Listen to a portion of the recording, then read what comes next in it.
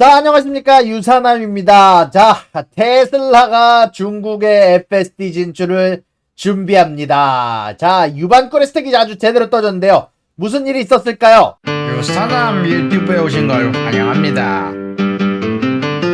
자, 여러분들, 제가 그렇게 이번에 안에 절대 FSD 레벨 3로 중국에서 출시 못합니다 라고 호언장담을 했었는데, 이거를 깨부시고 중국에서의 FSD 출시 기대감이 어마어마하게 높아지고 있다는 소식이 전달이 되면서 현재 테슬라의 주가가 10%가량 상승하고 있습니다. 자, 일론 머스크가 이번 주 주말 동안, 저번 주 주말 동안 베이징을 깜짝 방문하면서 중국의 리창 총리를 만나서 완전 자율주행의 승인을 요청을 했다라는 소식이 뉴스가 전달이 됐는데요. 정확히 어떤 뉴스가 있었는지 한번 처음부터 알아보도록 하겠습니다. 자, 일단 처음으로는요. 일단 4월 20일 기준으로 일론 머스크가 원래 어떤 중국의 트위터 유저가 나 FSD 타고 싶은데 언제 탈 수 있냐, 나 언제 중국에서 쓸 수 있냐라는 질문이 올라왔고, 여기에 대해서 일론 머스크가 It may be possible very soon. 곧 가능할지도 몰라 라고 얘기를 하면서 사실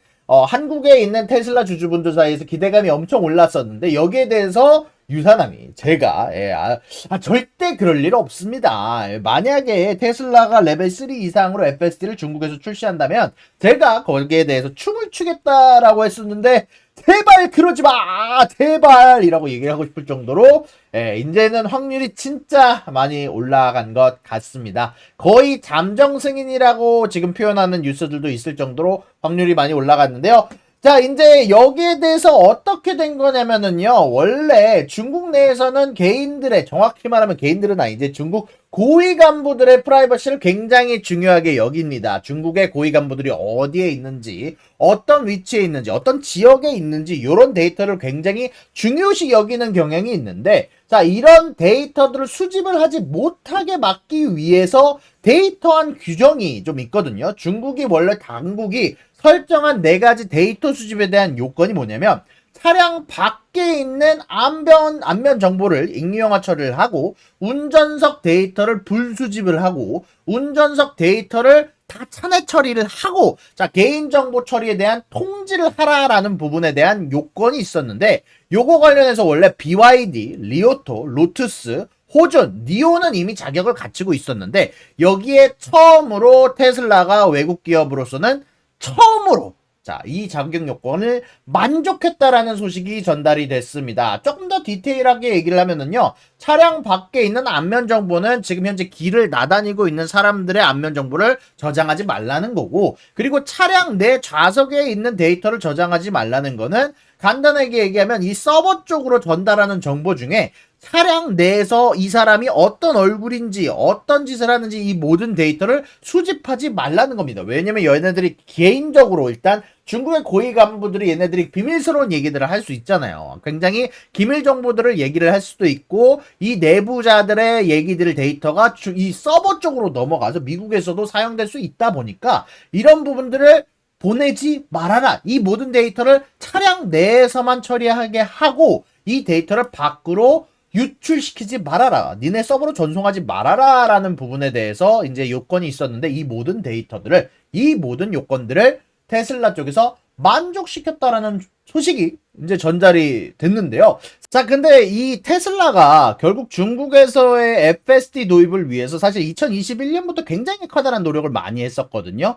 이제 테슬라 같은 경우는요, 중국에서 결국 이 데이터의 반출을 허락하지 않고 주행 데이터 수집 자체도 막아놓음에 따라서, 차라리 그렇다면 우리가 이 상하이에서 직접 데이터 센터를 만들어서 요거를 내부적으로 중국 내에서 처리하는 시스템을 만들겠다라고 얘기를 했고, 거기에 따라서 현재 이 서버를 다루는 인원들도 중국 내 인원을 모집함에 따라서 사실 이 다루는 데이터 팀도 중국 내에서 활동하게 됨에 따라서 이런 부분들을 완화하기 위해서 최선을 굉장히 많이 다했었습니다. 실질적으로 이런 모든 데이터, 생산, 판매, 서비스, 충전 데이터들을 중국 내에서만 저장하고 외국으로 반출시키지 않기 위해서 중국의 서버에서만 활용하는 모습들을 보여주기도 했었고요. 다만 이런 부분들로서는 FSD를 우리가 만들 수가 없었던 게, 테슬라가 만들 수가 없었던 게, 결국 이 데이터들을 미국으로 송신하지 않으면 결국 FSD 운전을 처음부터 해야 되는데, 문제는 이 데이터에 대한 수집 자격을 얻기 위해서는요,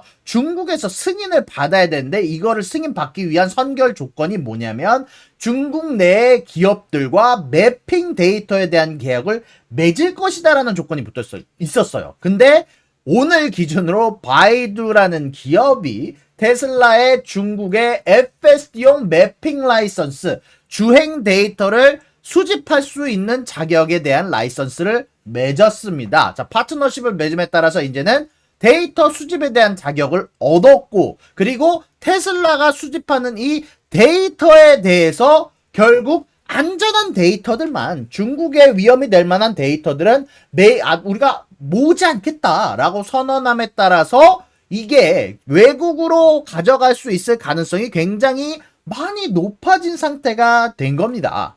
다만 여전히 데이터 수집은 가능하지만 이 수집한 데이터를 미국으로 보내지 않으면 FSD를 결국 만들 수가 없어서, 이런 부분들에 대해서 허락을 받기 위해서 중국의 2인자인 리창 총리를 만나서 중국한테 혹시 중국의 이 데이터들을, 저희 모아놓은 안전하다고 증명된 데이터들을 미국에 보내도 될까라고 전송 허가를 요청하기 위해서 중국을 방문했다라고 보시면 좋을 것 같습니다.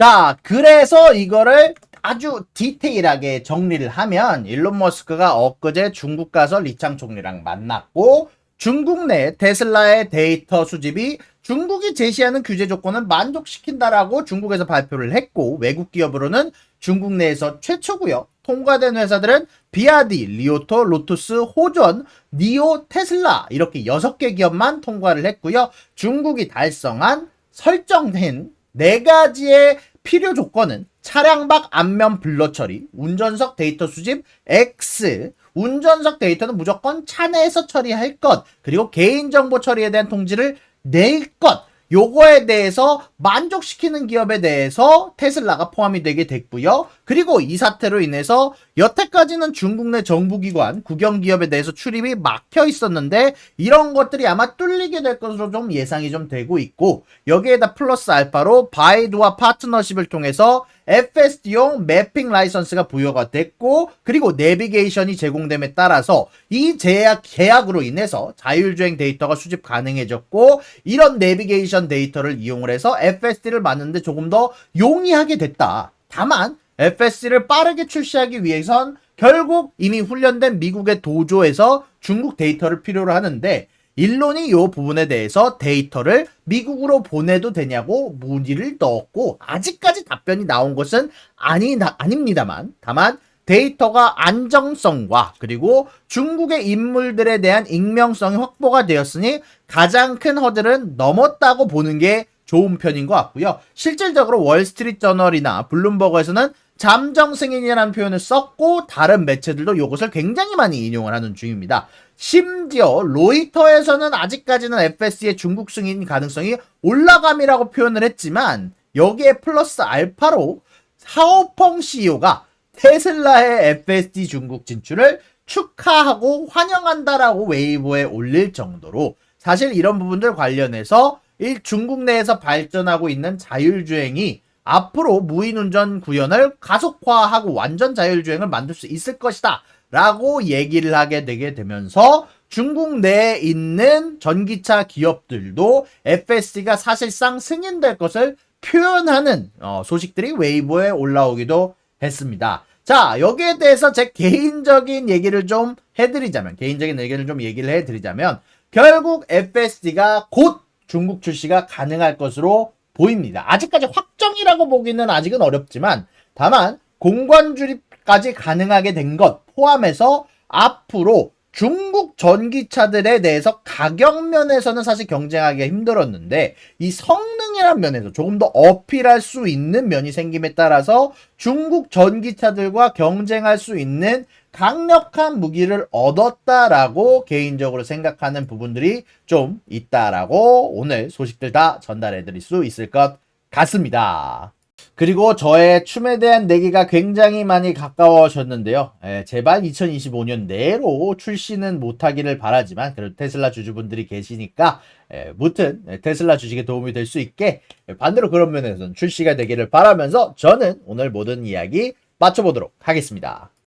구독과 좋아요는 사랑입니다, 여러분. 유사남의 구독과 좋아요를 눌러주세요. 그리고 여기 있는 비디오도 여러분들을 위해 준비한 거니까 여러분들이 항상 살펴주시면 감사하겠습니다.